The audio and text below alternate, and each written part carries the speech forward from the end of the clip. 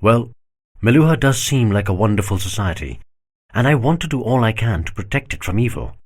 Then what is the problem? The problem is that I find some grossly unfair practices in this nearly perfect society, and this is inconsistent with the ideals that Meluha aspires to. What practices are you referring to? Asked the Pandit. For example, the way the Vikarma are treated. Why is it unfair?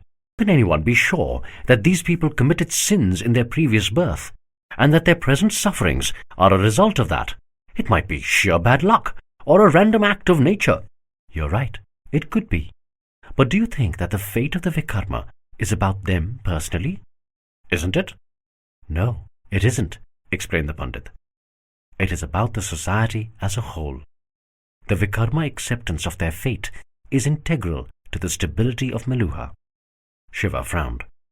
What any successful society needs, O Nilkant, is flexibility with stability. Why would you need flexibility?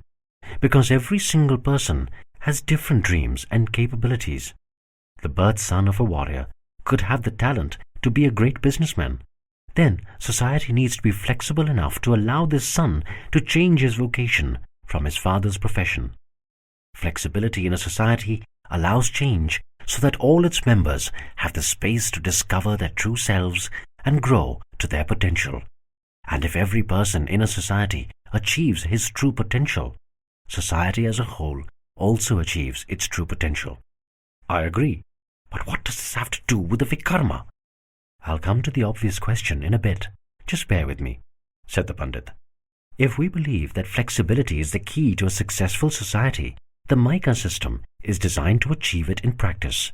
No child knows what the professions of his birth parents are. They are independent to pursue what their natural talent inspires them to do. I agree. The Micah system is almost breathtakingly fair. A person can credit or blame only himself for what he does with his life, nobody else. But this is about flexibility. What about stability?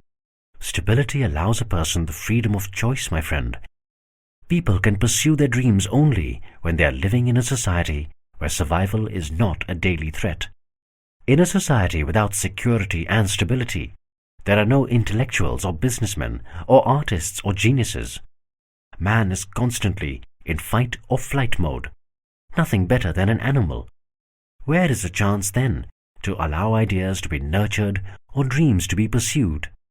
That is the way all humans were before we formed societies. Civilization is very fragile. All it takes is a few decades of chaos for us to forget humanity and turn into animals. Our base natures can take over very fast. We can forget that we are sentient beings with laws and codes and ethics. I understand. The tribes in my homeland were no better than animals. They didn't even want to live a better life. They didn't know a better life was possible, Nilkant. That is the curse of constant strife. It makes us forget the most beautiful part of being human. That is why society must remain stable so that we don't put each other in a situation of having to fight for survival. All right, but why would letting people achieve their potential cause instability? In fact, it should make people happier with their lives, and hence society would become increasingly steady. True, but only partially. People are happy when they change their lives for the better. But there are two situations in which change can lead to chaos. First, when people face a change by others, situations that they cannot understand, this scares them almost as much as the fear of death. When change happens too fast, they resist it. Yes, change forced by others is difficult to accept. And too rapid a change causes instability. That is the bedrock of the Lord Ram's way of life. There are laws which help a society change slowly and allow it to remain stable. At the same time, it allows its citizens the freedom to follow their dreams. He created an ideal balance of stability and flexibility. You mentioned a second situation? The second is when people cannot make the transition they want to improve their lives for reasons beyond their control. Say, there is an exceptional warrior who loses his hand-eye coordination due to a disease. He's still a fighter, but not extraordinary anymore. The odds are that he will be frustrated about what he perceives as an injustice meted out to him. He is likely to blame his doctor or even society at large. Many such discontented people can become a threat to society as a whole. Shiva frowned. He didn't like the logic, but he also knew that one of the main reasons the Pakratis had rejected the peace offer by his uncle years ago was because their diseased and old chief was desperate to live up to his initial reputation of being an exceptional warrior who could have defeated the Gunas. Their combined rage can lead to unrest, even violence, said the Pandit. Lord Ram sensed that, and that is why the concept of Vikarma came into being. If you make a person believe that his misfortune in this birth is due to his sins in his previous birth, he will resign himself to his fate and not vent his fury on society at large. But I disagree that ostracizing the Vikarma can work. It would lead to more suppressed anger. But they are not ostracized. Their living is subsidized by the government. They can still interact with family members. They are allowed to gain personal excellence in their chosen fields wherever possible. They can also fight to protect themselves. What they can't do is ever be in a position to influence others. And this system has worked for 1,000 years. Do you know how common rebellion was in India before Lord Ram created this empire? And most of the times, the rebellions were not led by far-sighted men who thought they would create a better way of life for the common man. They were led by men discontented with their lot in life, people very much like the Vikarma. And these rebellions usually caused chaos, and decades went by before order was restored. So you are saying that anyone who is frustrated with life should simply resign himself to being a Vikarma? Asked Shiva.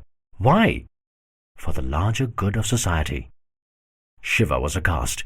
He could not believe what he was hearing. He deeply disliked the arguments being presented to him. I'm sorry, but I think this system is completely unfair. I have heard that almost 1/20th of the people in Meluha are Vikarma. Are you going to keep so many people as outcast forever? This system needs to change. You can change it. You are the Nilkant. But remember, no system is absolutely perfect. In Lord Ram's time, a lady called Manthara triggered a series of events which led to the loss of millions of lives. She had suffered terribly due to her physical deformities, and then fate put her in a position of influence over a powerful queen and thus over the entire kingdom. Therefore, the karma of one maladjusted victim of fate led to the mass destruction that followed. Would it not have been better for everybody if this person had been declared a Vikarma? There are no easy answers. Having said that, maybe you're right. Maybe there are so many Vikarma now that it can lead to a tipping point, tumble society into chaos. Do I have the solution to this problem? No. Maybe you could find it.